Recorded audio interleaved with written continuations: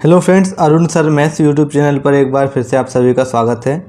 आज की क्लास में हम स्टार्ट करने वाले हैं class 10th mathematics chapter 9 application of trigonometry. इसका बेसिक पार्ट जो है मैं चैनल पर ऑलरेडी प्रोवाइड करा चुका हूँ। छोटा सा 6 या 7 मिनट का वीडियो है जिसमें मैंने एंगल ऑफ एलिवेशन क्या होता है, एंगल ऑफ डिप्रेशन क्या होता है, या कुछ ट्रिग्नोमेट्रिक एंगल की वैल्यू, कुछ ट्रिग्नोमेट्रिक फंक्शन पे पर्टिकुलर एंगल की वैल्यू क्या होती, ये सब छोटी छोटी चीज़ें आपको थोड़ी सी याद रखनी पड़ेगी अगर आपको इस एक्सरसाइज को बहुत अच्छे से समझनी है तो। ठीक है, तो आइए स्टार्ट करते हैं इस एक्सरसाइज का। क्वेश्चन नंबर फर्स्ट बहुत सिंपल, बहुत इजी एक्सरसाइज है। अगर आपका थोड़ा सा कॉन्सेप्ट क्लियर है तो आपको इसमें कोई भी दिक्कत फेस नहीं करने वाली है। ठीक, तो आइए स्टार्ट करते हैं। और इससे पहले अगर आप चैनल पर नए हो तो प्लीज़ मेरी एक रिक्वेस्ट है, चैनल पर नए हो तो चैनल को सब्सक्राइब ज़रूर करें। क्लास 10th मैथमेटिक्स का कंप्लीट सिलेबस हम इस चैप्टर पर आपके लिए प्रोवाइड कर रहे हैं। अगर आपको पर्टिकुलर किसी टॉपिक पर वीडियो चाहिए, किसी चैप्टर को कंप्लीट करना है, किसी चैप्टर में आपको प्रॉब्लम फेस हो रही है तो हमें कमेंट बॉक्स में कमेंट करके ज़रूर बताइए। हम उस चैप्टर को आपके लिए बहुत ईजी वे में आपके लिए चैनल पर प्रोवाइड करा देंगे ताकि आपकी आने वाले एग्ज़ाम में काफ़ी ज़्यादा हेल्प हम कर पाएँ। तो आइए स्टार्ट करते हैं। Question number first, a circus artist is climbing a 20 metre long rope which is tightly stretched and tight from the top of a vertical pole to the ground. Question में आपसे बोला है एक सर्कस आर्टिस्ट है जो 20 metre long rope को which is tightly stretch and tight from the top of the vertical pole of the ground. ठीक, मैं बताऊंगा डायग्राम बनाते समय क्या क्वेश्चन में बोल रहा है। आपके पास एक पोल है, इसके टॉप को ग्राउंड पर किसी पॉइंट से टाइट करके एक 20 मीटर लॉन्ग रोप को बांधकर उस पर कोई अपनी आर्टिस्ट दिखा रहा है। ठीक, क्वेश्चन में बोला find the height of the pole, और हमें उस हाइट की पोल की हाइट फाइंड करनी है। If the angle made by the rope with the ground level is 30 degree. ठीक है, और वो जो रोप है वो ग्राउंड लेवल के किसी पॉइंट से क्या कर रही है, 30 डिग्री का एंगल फॉर्म कर रही है। तो आइए स्टार्ट करते हैं, इसको सोल्व करते हैं। तो सबसे पहले हम सपोज करते हैं कि हमारे पास पोल है। यहाँ पर मैं एक पोल ड्रॉ कर लेता हूँ इस तरीके से। लेट सपोज मेरे पास ये एक पोल है, ये पोल का जो ग्राउंड सरफेस है ये हम कह सकते हैं ये ग्राउंड है। एक आर्टिस्ट है जो यहाँ टॉप से और ग्राउंड के किसी सरफेस पर किसी पॉइंट सी से इसने क्या करा है, 20 मीटर लॉन्ग रोप को बांध रखा है जो कि टाइटली स्ट्रेच्ड है, बहुत टाइट, मतलब हम मान सकते हैं इसमें कोई भी किसी प्रकार की ढील नहीं है। अब हमसे पूछा है इस पोल की हाइट क्या होगी। हमसे क्वेश्चन में क्या पूछा है, height of the pole. Let suppose इस पॉइंट को मैं बोल देता हूँ ए, इस पॉइंट को मैं बोल देता हूँ बी और इस पॉइंट को मैं बोल देता हूँ सी। ठीक, अब हमें क्या निकालना, height of the pole find करनी है।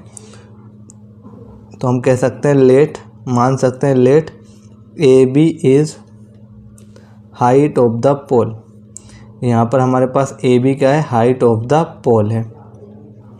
ठीक, एंड लेंथ हमें ऑलरेडी गिवन है, length of the rope, length of the rope. अब यहाँ पर अगर आप देखोगे तो रोप हमारे पास क्या है, AC है, तो हम इसको AC मान लेंगे और ये कितना है, 20 मीटर है। हाइट हमें फाइंड करनी है, तो आइए स्टार्ट करते हैं इसको। अब ये जो डिस्टेंस है हमें AC की, ये हमें गिवन है 20 मीटर। हमें फाइंड क्या करना है, AB की वैल्यू फाइंड करना है, और ये सरफेस के साथ कितना एंगल बना रही है रोप, तो ये बना रही 30 डिग्री का एंगल।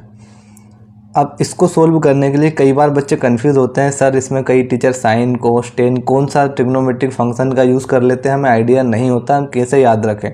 तो मेरा सिंपल सा एक ही कहना है आप लोगों से, इसमें आपको किन्हीं भी 2 साइड के रेशो की ज़रूरत पड़ेगी। और वो 2 साइड के रेशो क्या क्या हो सकते हैं, तो पहला तो आपको कोई ना कोई साइड का रेशो गिवन होगा। साइड का रेशो का मतलब साइड की एक लेंथ गिवन होगी, जैसे यहाँ पर AC गिवन है आपको। दूसरा आपको फाइंड करना होगा, जैसे height of the pole find करना है। अगर इस ट्रायंगल ABC के लिए बात करें तो हाइट ऑफ द पोल क्या है, परपेंडिकुलर। क्या है, परपेंडिकुलर। इसका मतलब आपको ये AC क्या है, इस ट्रायंगल ABC के लिए हाइपोटेनियस है। तो हाइपोटेनियस आपको गिवन होगा, तो जो साइड गिवन है पहले तो आप उसका यूज़ करोगे, साथ में इसके अलावा सेकंड साइड वो होगी जो हमें फाइंड करनी होगी। तो सेकंड साइड हमारे पास ए बी है जो कि इस ट्रायंगल के केस में परपेंडिकुलर है। तो हाइपोटेनियस और परपेंडिकुलर जिस भी ट्रिग्नोमेट्रिक फंक्शन के रेशियो में आता हो आप उसका यूज़ करके इसको सोल्व कर सकते हो। मैं ये नहीं कह रहा हूँ कि आप साइन लगाओ, मैं ये नहीं कह रहा हूँ कोस लगाओ, टेन लगाओ, आप बस इतना दिमाग लगाओ कि हाइपोटेनियस और परपेंडिकुलर किस ट्रिग्नोमेट्रिक फंक्शन के रेशियो में आता है, आप उसका यूज़ करके क्वेश्चन को सोल्व कर पाते हो। ठीक, तो let suppose in triangle A B C sine theta अगर आप देखोगे तो जो साइन थीटा का रेशियो होता है वो क्या होता है, परपेंडिकुलर अपॉन हाइपोटेनियस। ठीक, तो थीटा कितना बन रहा है 30 डिग्री, तो हम यहाँ पर लिख लेंगे साइन 30 डिग्री। परपेंडिकुलर क्या है, तो परपेंडिकुलर हमारे पास ए बी है। हाइपोटेनियस क्या है, तो हाइपोटेनियस के प्लेस पर ए सी। साइन 30 डिग्री की वैल्यू होती है 1/2 is equal to A B को एज इट इज़ लिखा रहने दो क्योंकि ये तो हमें फाइंड करना है, और ए सी हमें गिवन है 20 मीटर। इस 20 को इधर ले जाएंगे तो 20 divide by 2 is equal to A B, और जब हम इसको सोल्व करेंगे तो ये कैंसिल हो जाएगा 10 टाइम, और हम कह सकते हैं A B is equal to कितना जाएगा 10 मीटर। और ए बी क्या है, हाइट ऑफ द पोल, तो यहाँ से हाइट ऑफ द पोल हमारे पास हो जाएगी 10 मीटर। अब आप बोलोगे सर आपने साइन थीटा क्यों लगा दिया, तो मैं आपको एक ही जवाब दूंगा, आपको साइन थीटा नहीं लगाना, आप दूसरा ट्रिग्नोमेट्रिक रेशियो लगा सकते हो, लेकिन वही लगाना जिसमें परपेंडिकुलर और हाइपोटेनियस दिया हो। तो आप बोलोगे सर कोसेक थीटा एक ऐसा ट्रिग्नोमेट्रिक फंक्शन है जिसमें हमें परपेंडिकुलर और हाइपोटेनियस के बीच का रेशियो दिया होता है। तो कोसेक थीटा क्या होता है, तो ये होता है हाइपोटेनियस अपॉन परपेंडिकुलर। तो आप इसको कोसेक थीटा से भी यूज़ कर सकते हो, सोल्व कर सकते हो। थीटा कितना है 30 डिग्री, तो आप देखोगे cosec 30 degree is equal to hypotenuse कितना है, हमारे पास हाइपोटेनियस ए सी है, परपेंडिकुलर है ए बी। कोसेक 30 की वैल्यू 2 होती है, तो यहाँ पर हम 2 पुट कर देंगे। ए सी हमें ऑलरेडी गिवन है कितना है 20 डिवाइड बाई ए बी हमें फाइंड करना है। क्रॉस मल्टीप्लाई कर देंगे तो ए बी के प्लेस पर 2 आ जाएगा और 2 के प्लेस पर ए बी आ जाएगा, तो 20/2 कैंसिल कर दोगे तो यहाँ से ए बी की जो वैल्यू हो जाएगी ये भी कितनी होगी 10 मीटर। इसका मतलब हाइट ऑफ द पोल, तो यहाँ पर हम लिख देंगे हाइट ऑफ द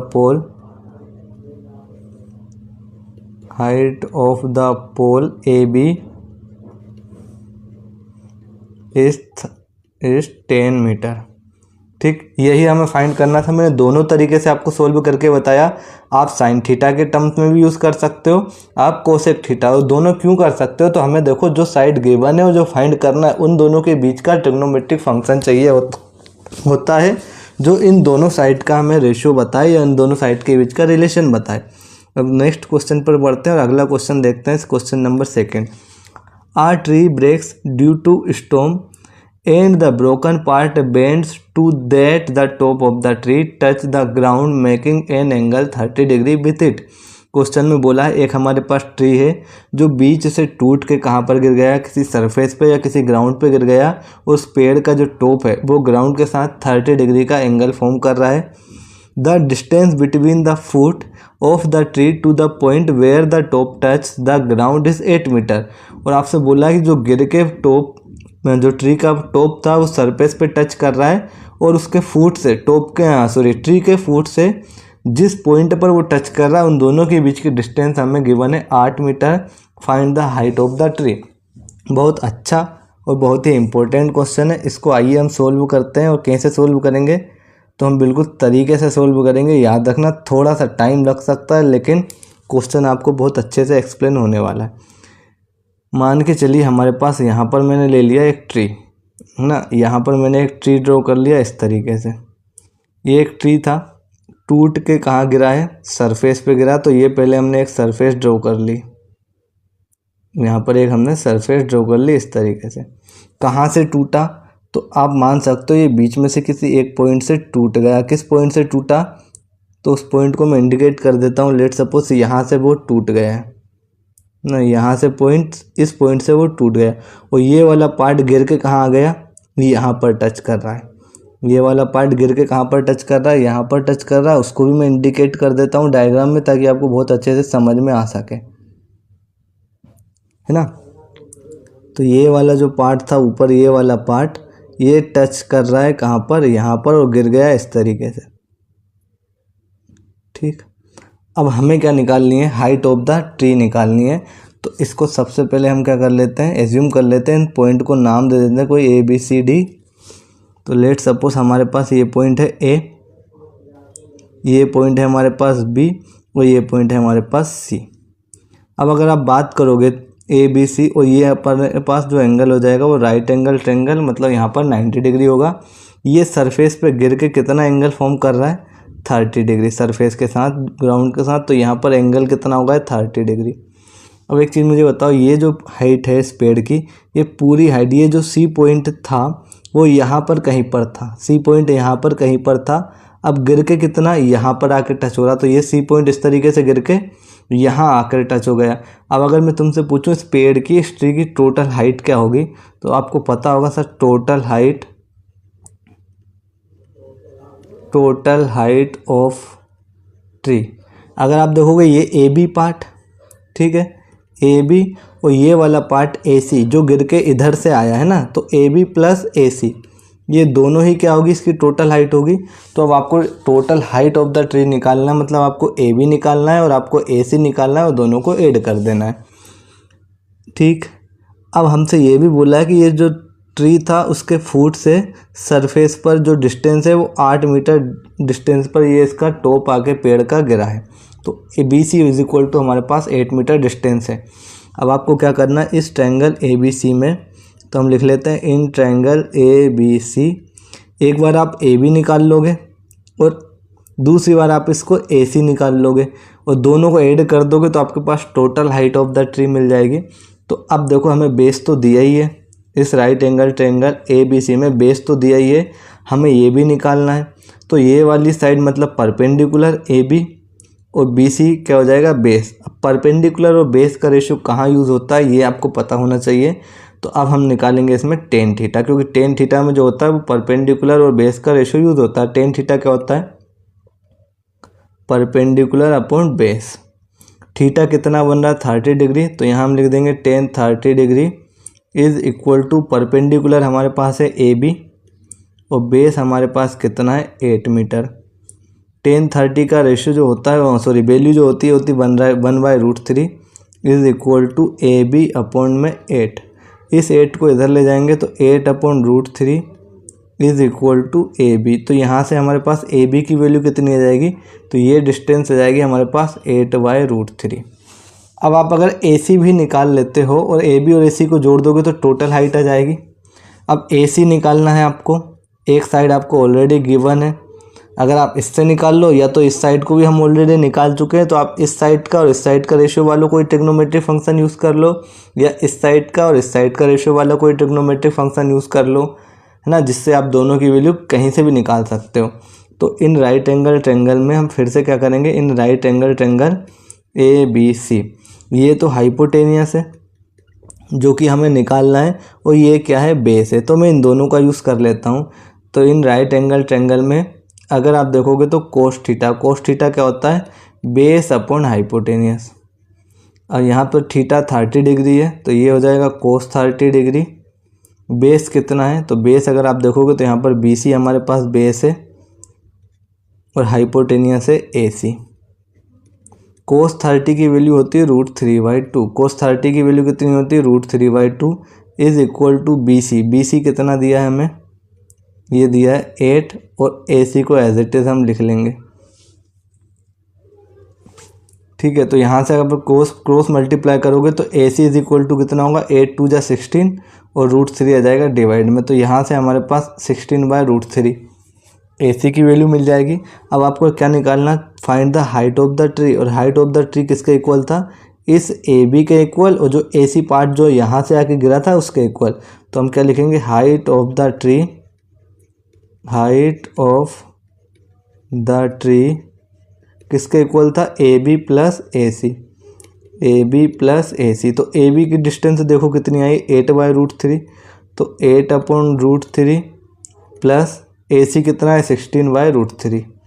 दोनों को ऐड कर लेंगे तो दोनों का जब हम एलसीएम लेंगे तो √3 आएगा, दोनों का एलसीएम आएगा √3 और न्यूमरेटर दोनों ऐड हो जाएंगे। तो ये 8 + 16 ऐड हो जाएगा, दोनों को ऐड करेंगे तो 24 / √3। आप क्या करो, रेशनलाइज कर लो तो √3 और √3 का ऊपर और नीचे न्यूमरेटर डिनोमिनेटर में हम मल्टीप्लाई कर लेंगे, है ना। तो यहाँ देखेंगे तो ये 24 इंटू √3 और √3 इंटू √3 का मल्टीप्लाई जैसे ही करेंगे तो ये हो जाएगा 3। इस 3 से कैंसिल कर देंगे 24 को, तो 8 टाइम कैंसिल होगा, तो बचेगा हमारे पास 8 √3 मीटर। इसका मतलब जो टोटल हाइट थी वो ट्री की वो कितनी हो जाएगी, 8 √3 मीटर हो जाएगी। अगर आपसे मीटर √3 के टर्म में ना पूछे तो आपको पता होना चाहिए √3 की जो वैल्यू होती है 1.732 होती है। तो आप यहाँ से देखोगे तो ये इसको और मल्टीप्लाई कर लेना आगे, तो आप इसके मल्टीप्लाई करके या तो आप इस तरीके से लिख लेना इतने मीटर के टर्म में, और अगर इतने मीटर के टर्म में ना लिखो तो आप क्या कर सकते हो, तो ये लगभग मल्टीप्लाई कर लेना, तो इस तरीके से भी आप लिख सकते हो। लेकिन जनरली आंसर आपको आई होप यही दिया होगा 8 √3 मीटर। तो ये भी अच्छा क्वेश्चन था, बहुत इंपॉर्टेंट क्वेश्चन, इसको मार्क कर लेना, है ना। कई बार एग्जाम में पूछा गया और इस बार भी पूछे जाने की संभावना है। अब अगले क्वेश्चन की तरफ बढ़ते हैं। क्वेश्चन नंबर 3 देखते हैं क्या दिया है।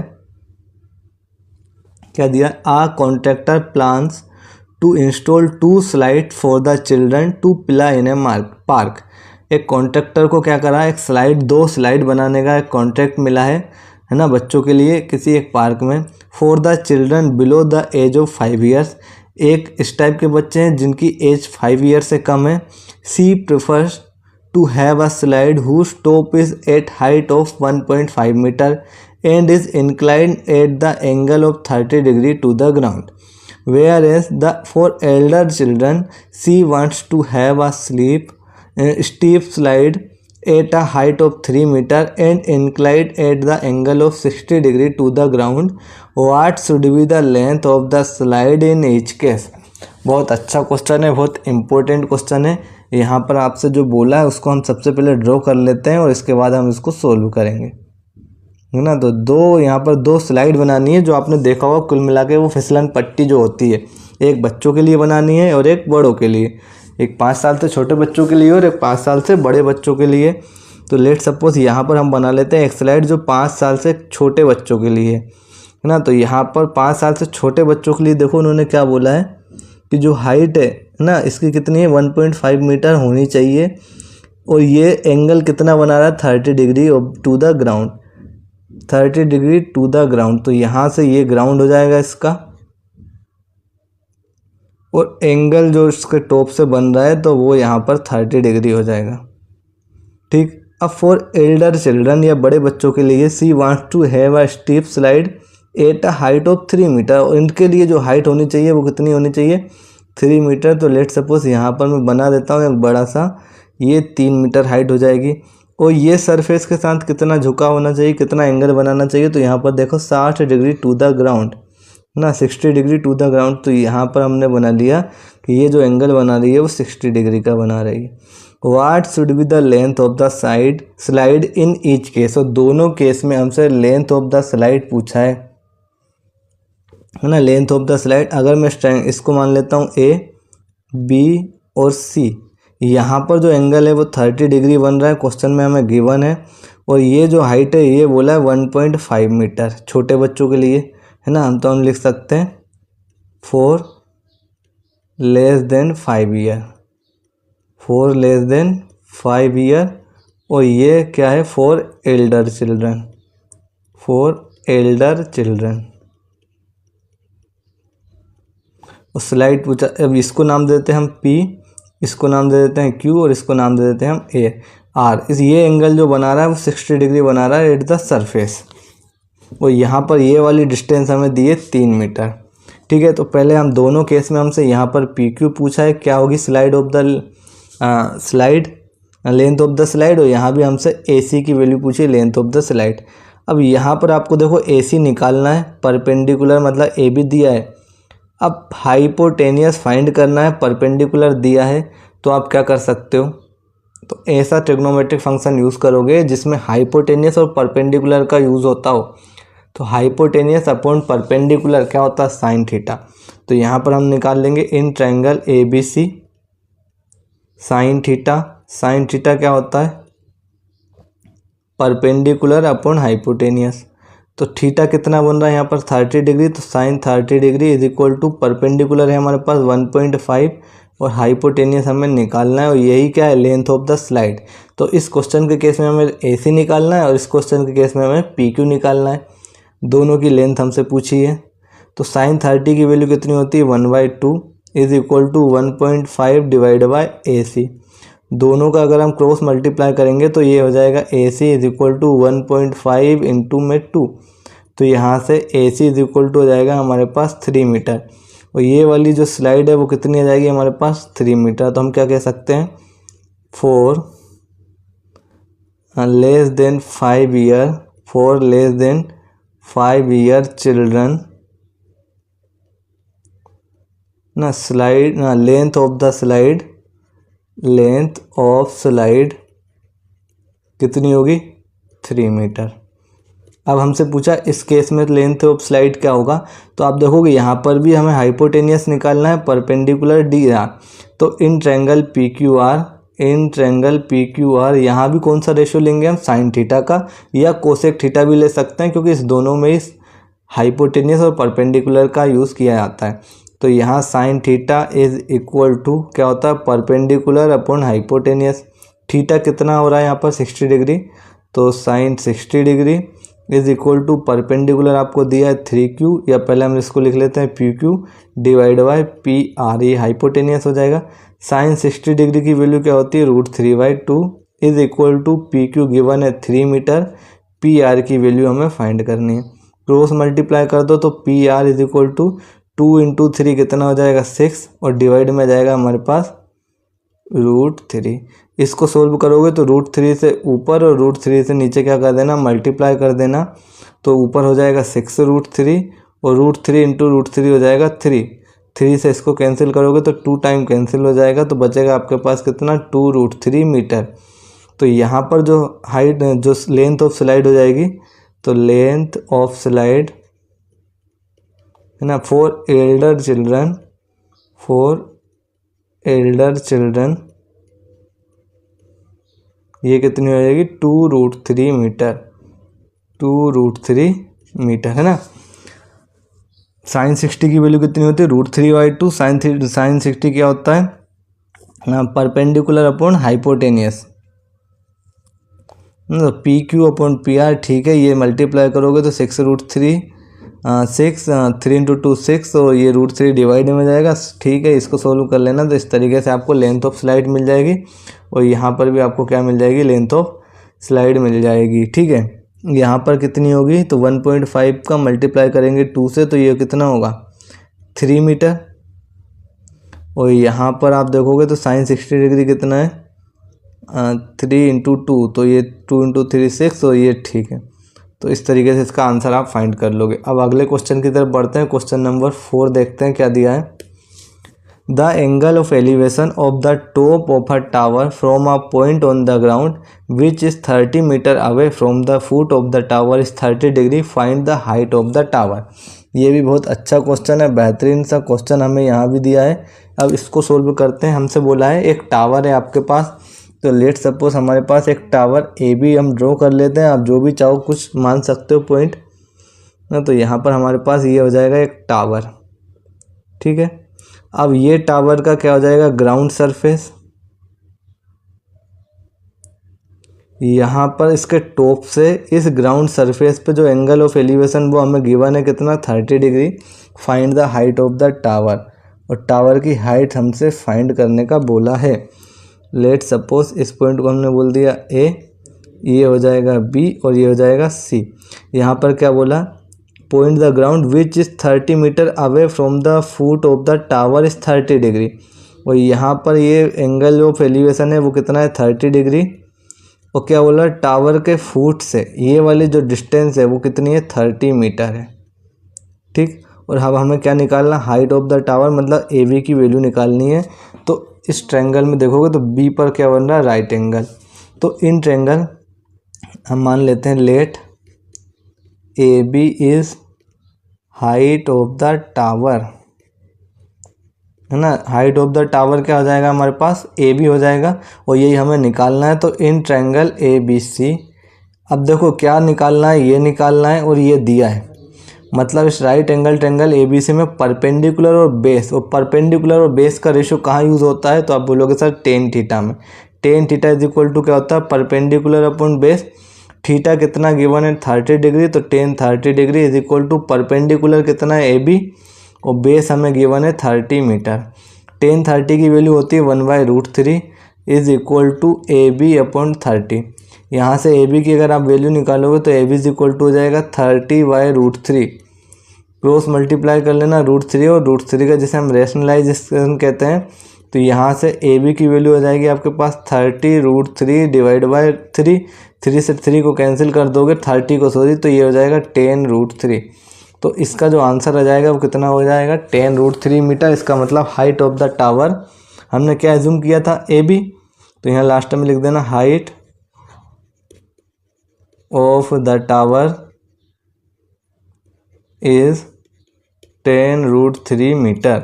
चाहो तो आप क्या कर लेना, √3 की जगह 1.732 का भी यूज़ कर लेना, तो इसको आगे सोल्व कर लोगे तो यहाँ पर हमारे पास और डिस्टेंस आ जाएगी मीटर में। अगर आपको ये नहीं दिया हो तो √3 की वैल्यू पुट कर लेना 1.732। ठीक है, तो ये 17.32 समथिंग कुछ हो जाएगा इसकी हाइट, या तो देख लेना यही दिया होगा या तो ये इसके फॉर्म में दिया होगा। अगला क्वेश्चन की तरफ बढ़ते हैं, नेक्स्ट क्वेश्चन देखते हैं। नेक्स्ट क्वेश्चन दिया, a kite is flying at the height of 60 metre above the ground. सबसे पहले ग्राउंड बना लो, है ना। सबसे पहले हम क्या बना लेंगे, ग्राउंड बना लेंगे, और उसकी हाइट जो पतंग उड़ रही है, लेट सपोज हमारे पास एक ग्राउंड है, इससे 60 मीटर ऊपर की ओर, तो इससे 60 मीटर, तो लेट सपोज ये वाली जो डिस्टेंस है वो कितनी है 60 मीटर। ठीक है, यहाँ पर एक पतंग उड़ रही है, तो एक पतंग को उड़ा लेते हैं हम यहाँ पर इस तरीके से।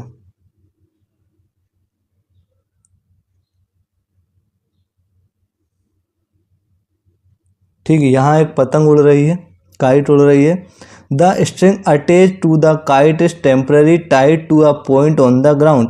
और इससे एक क्या है, रोप कह सकते हो, एक स्ट्रिंग कहते हो, जो टाइटली अटैच्ड है पॉइंट पर, किसी पॉइंट ग्राउंड के किसी पॉइंट पर। ठीक, the inclination of the string with the ground is 60 degree. और यहाँ पर जो एंगल बना है वो कितना बन रहा है, 60 डिग्री एंगल बन रहा है। Find the length of the string assuming that there is no slack in the string. ये भी बहुत अच्छा क्वेश्चन है, इसको अब हम देखते हैं कैसे सोल्व करना है। तो यहाँ पर जो एंगल बन रहा है ग्राउंड के साथ किसी पॉइंट पर 30 डिग्री बन रहा है, इसको लेट सपोज 90 डिग्री बोल देंगे। यहाँ पर पॉइंट A मान लो, यहाँ पर पॉइंट B मान लो, यहाँ पर पॉइंट C मान लो, और हमें AC की वैल्यू निकालनी है, जो कि क्या है इसके केस में स्ट्रिंग है, और बोला ये no slack in the string, और ये टाइटली बंधी है ना, किसी सरफेस पर किसी पॉइंट से टाइटली बंधी है, इसके बीच में कोई भी लेक नहीं है। ठीक है, तो हम बोल देंगे लेट, ठीक, क्या बोलोगे यहाँ पर, late length of string is AC, और इस AC को ही हमें निकालना है। अब देखो इसको हमें निकालना है। ठीक, अब आप बोलोगे इसकी जो हाइट है वो कितनी है 60 मीटर, इसका मतलब ये वाली जो ऊंचाई है वो कितनी है 60 मीटर, मतलब 60 मीटर की ऊंचाई पर पतंग उड़ रही है।